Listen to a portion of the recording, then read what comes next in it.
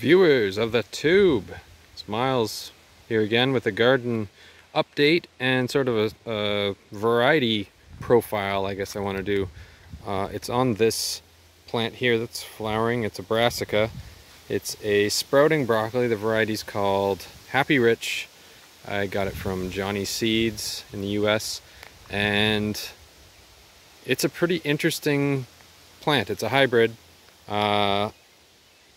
And it's a shooting or a side shooting sort of broccoli or broccolini. What it does, it doesn't put up a head at all. It puts up numerous side shoots, incredible numbers of side shoots, and the more you pick it, the harder you pick it, the better the side shooting production, it seems. So this is what you're after.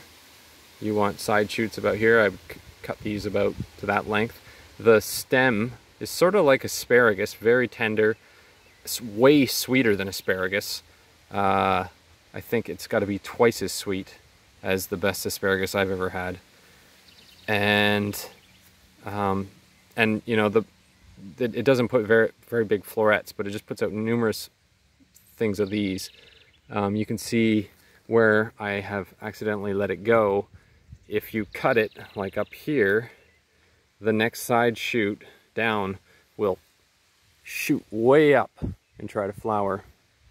And what you want to do is just constantly keep snipping those. And I think you might have to pick it like every other day, every 2 days, depending on your situation. It produces a lot for a broccoli. The other advantage is that it grows so fast that it actually it seems like the cabbage whites can't devour it. I don't have these things protected. I did start them under protection from cabbage whites and other pests, but the plants got too big for the netting, and I just took them off, and it's been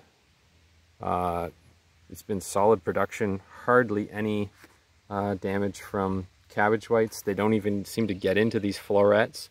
We also do get a lot of wasps coming in here and taking the cabbage white caterpillars away. But very interesting variety. I think it's a cross between two very distantly related types of cabbage, maybe a Chinese cabbage or something, with a broccoli. I'm not sure.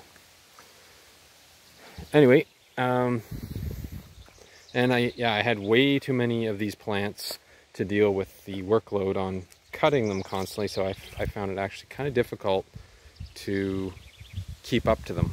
So I would recommend, depending on what scale you're at, is don't overplant these things.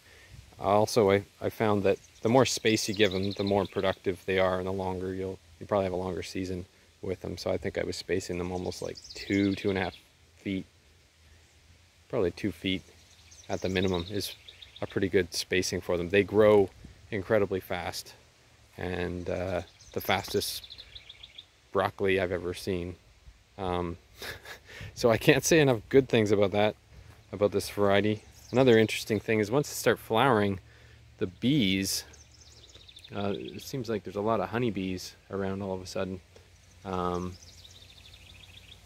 And other bees, bumblebees, flies, other various pollinators are all over these things like a magnet.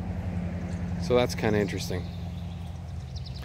Anyway, that's my update on the garden and this variety profile.